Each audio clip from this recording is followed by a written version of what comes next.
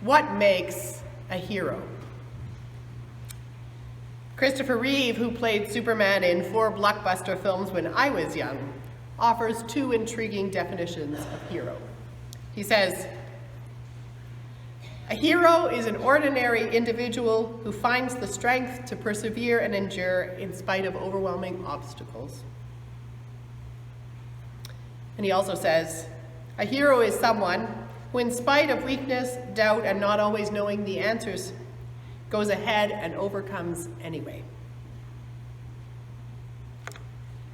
These quotes take on deeper significance when we remember that Christopher Reeve was thrown from a horse in an equestrian competition in 1995, crushing 2 vertebrae, and spent the rest of his life in a wheelchair using a ventilator to breathe. He continued to pursue a career in the motion picture industry, primarily as a director, but with a few small on-screen roles as well. And he became a prominent activist for spinal cord research. Heroes are ordinary individuals. They don't have to have superpowers like Batman or the Incredible Hulk. They just have to use their natural gifts to overcome obstacles. Heroes can have weaknesses, doubts, and uncertainty, but they go ahead and act anyways. They don't have to have all the answers. They just have to be willing to try. And these definitions fit well with the legends we find in the book of Judges in our Bible. Judges tells the stories of the people of Israel, called the Hebrews, in a time when they were a loose collection of tribes without a king or centralized government. The Hebrew tribes were surrounded by other groups, sometimes hostile, sometimes friendly, many of whom had kings and more centralized government. The judges were the unlikely heroes of the Hebrew people at this time. They were an odd assortment of people who were called by God to provide leadership in times of crisis and uncertainty. Many of the stories are about military leaders who win battles by their physical abilities with a sword or other weapons.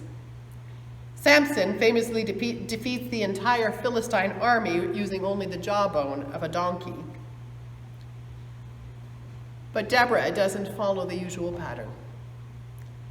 She overcomes the king of Canaan by being clever. And she also delegates a lot. In particular, Deborah wouldn't succeed without General Barak, who leads the army and who defeats the Canaanite army led by General Sisera, or with a woman whose name is Jael, who kills General Sisera with a tent peg while he's sleeping after he flees with the defeated army. Deborah's victories aren't a one-person triumph like Samson's mostly are. Deborah rallies a team. Heroes come in all shapes and sizes.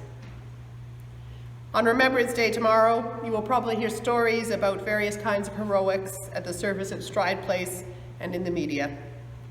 And I want to share with you a story I found in a United Church resource. In 1938, Reverend Harold Appleyard became the Anglican priest at Christ Church Anglican in Meaford, Ontario. In 1941, he enlisted as a military chaplain with the Grey and Simcoe Forestiers. Almost as soon as he landed, the destruction in England struck him as appalling. He quickly began to collect shards of stained glass from the shattered windows of damaged churches and began to envision using them in some way to preserve history and beauty. On volunteer fire duty one night in the dome of St. Paul's Cathedral in London, he met an architect responsible for London's ancient churches, who referred him to Cox and Barnard Stained Glass Works in Hull, Sussex. The firm offered to design and re-lead the glass into windows to fit Appleyard's Meaford Church, free of charge in gratitude for the Canadian War effort. And throughout the war, Reverend Appleyard continued to collect glass from churches in France, Belgium, and Holland, which had been destroyed or damaged by bombing. He sent all the glass to England, and a year after the war ended, the church in Meaford, Ontario unveiled new stained glass windows as a memorial to those who had been killed and wounded during the years of fighting. This is a particular kind of heroism. There is a particular kind of heroism in Reverend Appleyard's efforts to preserve beauty and reconstruct it in the midst of destruction, something that helps us to remember. Heroes come in many shapes and sizes. Mostly they are ordinary people with weaknesses, doubts, and fears who do what they can to overcome injustices that they see around them. People like you and me. So what kind of hero are you? Are you like Spider-Man? Do you have a spidey sense that warns you of danger? Are you like Christopher Reeve, able to turn personal adversity into advocacy for others? Are you like Samson, strong as an ox and able to lift burdens that others could not manage? Are you like Deborah, able to inspire others to come together as a team to battle injustice? Are you like Reverend Appleyard, able to preserve beauty in the face of great destruction? Or are your gifts in another area entirely? Whatever our superpowers, and I believe that all of us have superpowers, we are called to do our part to build a world of justice and peace. If our Remembrance Day celebrations or our interpretations of the stories from the book of Judges lead us to glorify war, then we have missed the mark. God never delights in destruction. Instead, may they help us to remember that it takes courage to resist evil and build a world where all may have abundant life in every earthly nation.